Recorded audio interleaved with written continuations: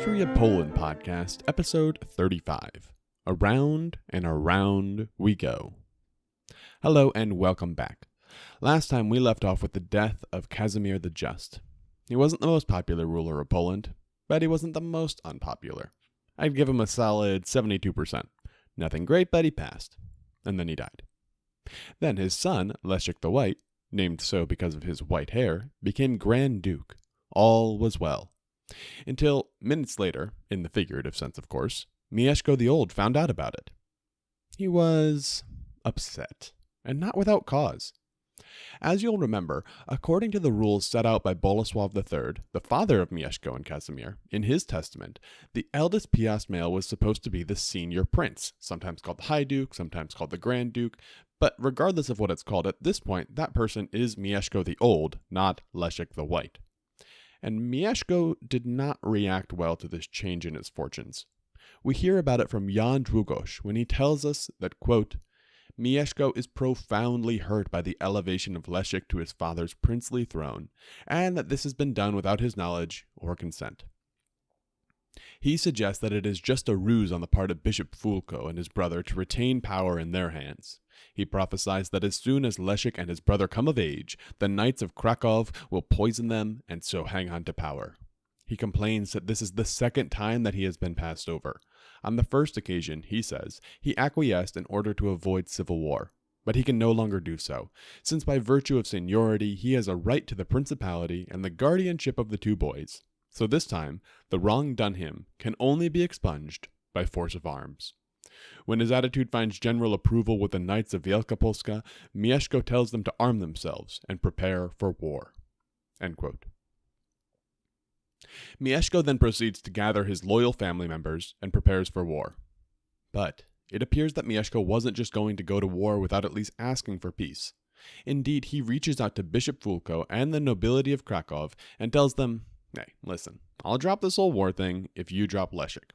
After all, this whole thing seems illegal, and to be honest, it hurts my feelings, so just let me be in charge. I promise I'm better than last time.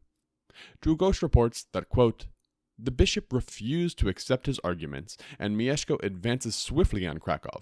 The other dukes, who are supposed to be helping him, tend to lag behind, for they are convinced that Fulko and the knights will not actually fight, but compromise. However, the nobles and barons of Krakow are well aware of the preparations Mieszko has been making and have made their own, calling up troops which owed allegiance to Casimir while he was alive. End quote. The two sides prepare to face off. There's not a clear superior force here, so it could go either way. The rulers of Krakow, who are trying to install Leszek in power, try to gain the momentum and strike first. They meet up with Mieszko's army near a monastery and begin the battle. Długosz gives us a horrifying account of what went down, saying, quote, the two armies engage at once, the Krakowians wishing to attack before the other dukes arrive with their troops. The battle starts at 10 in the morning and continues until evening, the fighting being unusually ferocious. Though each side has brothers, uncles, and other relatives fighting against them. Neither side will yield, so there are horrible heaps of bodies on either side. The dukes themselves take part in the fighting, and Mieszko sees his son, Bolesław, spitted on a lance, unseated, and killed. End quote. I have to say, this sounds very disturbing. I know that I should probably hold back from passing down such historical judgment, but this entire thing seems like a bit of a waste of time, energy, life, and potential, especially considering the outcome, which, spoiler alert, is not decisive. But to continue with Długosz's account, we hear that, quote, Mieszko himself is wounded by a common soldier, who might well have finished him off, had not Mieszko removed his helm and cried out who he was and demanded to be spared. The soldier, impressed by his rank and gray hair, not only threw down his own sword, but guided Mieszko from the press, lest anyone else wound him, and allowed him to escape. End quote. Meanwhile, some of the allies of the Krakowians flee the scene, only to be stopped by Bishop Fulko. Fulko goes to his Kievan allies and tells them that he thinks Krakow will soon fall to Mieszko without some help, to which he's told that A, no, and B, even if they wanted to help, there's no one left alive to defend Krakow. The battle ends, as I mentioned, without being decisive. I suppose it could be classified as a slight victory for Mieszko, but it's a Pyrrhic victory at best. Długosz tells us of the reaction that Poland had to these events, saying, quote, this shameful battle, in which inglorious feat of civil war, many were killed, and there was no victor, long prevents the two sides from taking any further action. Many of the Krakowian knights are ashamed of having discarded their banners and left the battlefield. The state of the country verges on chaos, and it seems that the best course is to entrust the conduct of affairs to Casimir's widow, Princess Helena. There is one condition, however, namely that in public affairs she takes no decisions, introduces no changes or enactments without the advice and agreement of Bishop Fulko and Voivode Nicholas of Krakow. Otherwise, until her sons come of age, she is to make appointments to vacant government posts and offices, allocate the revenue from taxes and what the treasury receives to meet the needs and expenses of the country. End quote. At this point, with Poland in turmoil, an interesting event takes place.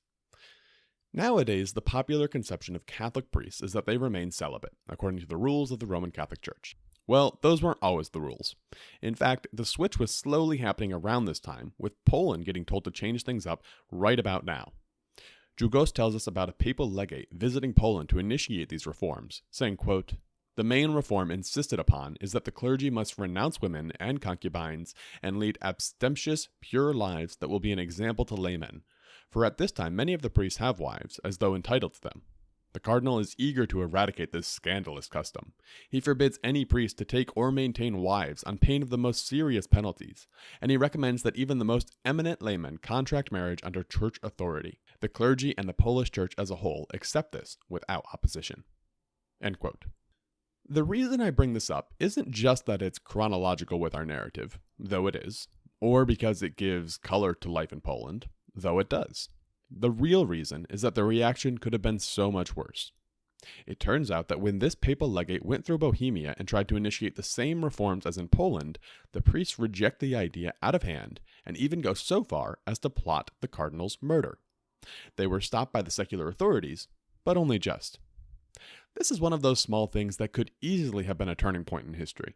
Imagine, for a moment, if the Bohemian reaction had been the Polish reaction, or that the plot to murder the legate had been successful, but in Poland.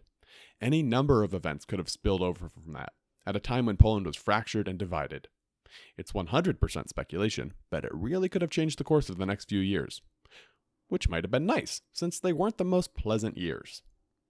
Jumping forward in time a bit, Leszek is steadily growing older, and even embarks on a military campaign, though more as a hanger-on than as a leader.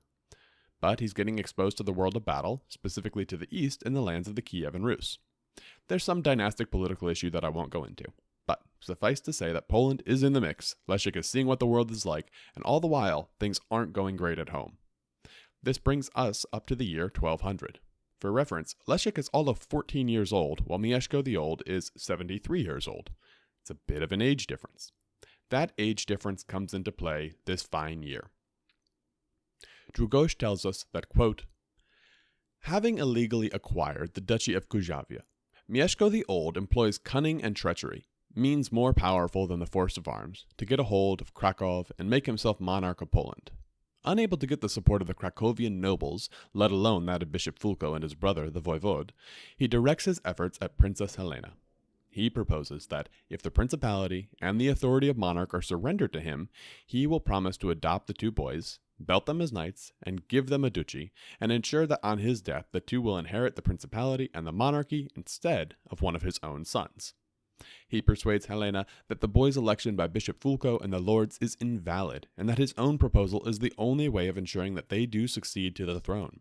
He emphasizes that he is already an old man, so that they cannot have long to wait. Helena allows herself to be persuaded, despite the opposition of Fulko and the lords. And so, on St. Bartholomew's Day, before a great gathering of prelates and lords, Mieszko repeats his promise and swears to adopt the two boys, restore Kujawia to them, and ensure that they get the monarchy on his death.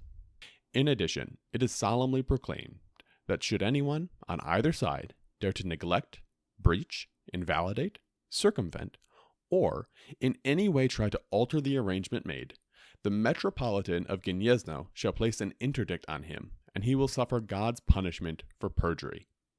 After this, Princess Helena, her two sons, and many of the lords withdraw to Sandomierz, while Mieszko becomes monarch of Poland and takes over the city, castle, and principality of Krakow. A few days later, he starts building a strong fortress at Bytom, which is to keep the Krakowian nobles loyal, and in the event of a rebellion, provide him with a safe refuge. End quote. So that's an interesting turn of events. Mieszko has wormed his way back into power even more effectively than he has in the past, winning over his own rivals. It's a crafty move, Mieszko.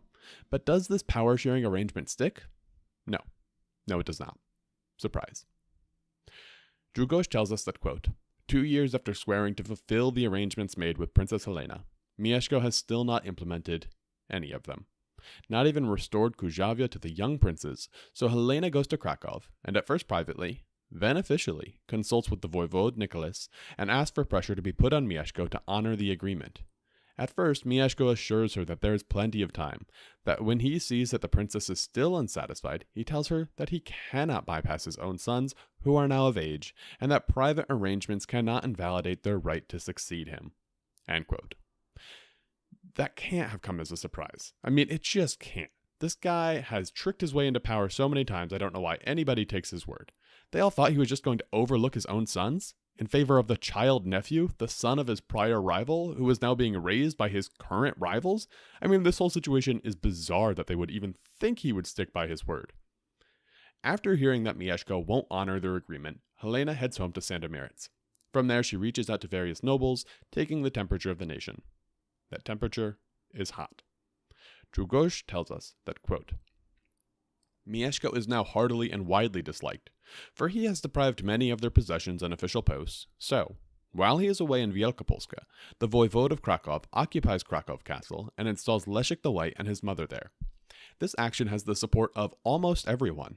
The government officials installed by Mieszko and his other supporters are urged to remove themselves to Wielkopolska. Every fort and castle in the principality declares its allegiance to Leszek, with the exception of Bytom, whose garrison, installed by Mieszko, has done nothing but loot and pillage the countryside. End quote.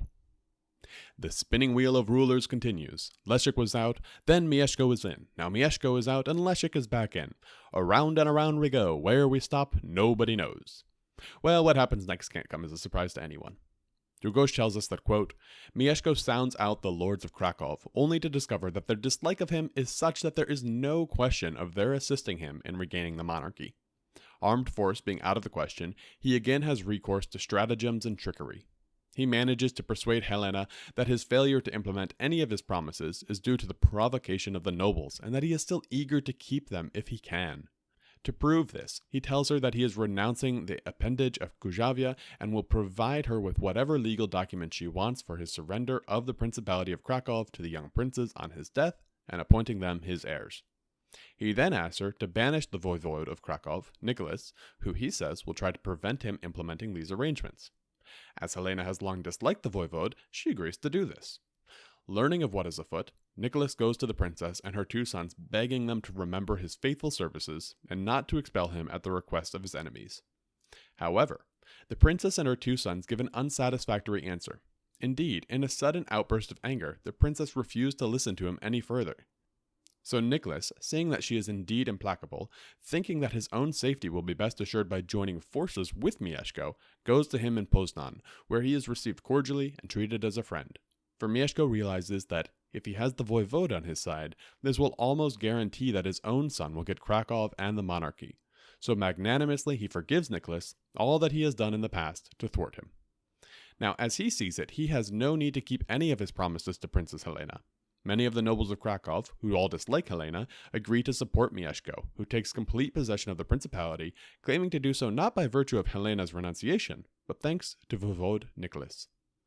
Mieszko fulfills none of his promises, refusing to give up Kujawia, occupying Wyszlika, and 3 forts in Sandomierz, which are under the authority of Leszek and Konrad. He then dies, leaving 2 sons, Władysław and Otto, the others having died before they reach maturity, as does Otto a couple of years later, leaving 1 son, Władysław, who is still under an age and known as the Spitter. End quote. So, Mieszko the Old is finally dead. Having been the High Duke multiple times, having been deposed multiple times, having betrayed his own family multiple times, and having been forgiven by his family, you got it, multiple times. In the end, he got what he wanted. By virtue of being the eldest, he was the High Duke in Krakow. But it took so long, he was barely alive long enough to enjoy it. Lest anyone think that the power will automatically pass to Mieszko's son, Władysław Spindleshanks, as he would have liked, well, you clearly wouldn't have been paying attention. But that's the subject of our next episode. As an aside, if you're unfamiliar with the word spindleshanks, you aren't alone. It means a person with thin, long legs. More you know. But before I say goodbye, I did want to quote one other passage from Długosz's work. He draws attention to the infamous Fourth Crusade, which happened right around the same time down in Constantinople. For those that aren't familiar, the Fourth Crusade, whatever its original intentions, ended with European forces sacking the city of Constantinople. Why would Długosz draw attention to this? Well, aside from being pretty big news at the time, it would also fatally wound the Byzantine Empire. Sure, it'd kick along for another 100 years or so, but it would be too weakened to really push back against a rising threat, the Ottomans, which definitely touches on the future of Polish history. But I'm getting ahead of myself. Before we get to that, we have to talk about all these PIAs who can't seem to get a handle on the idea of stable governance, which we'll continue to talk about next time. In the meantime, as I've mentioned before, if you like the show, you can support it on Patreon at patreon.com/historyofpolandpodcast, or you can support the show by sharing it with your friends, leaving a review on the various podcast apps, or by following along on social media. Thanks for listening. Until next time.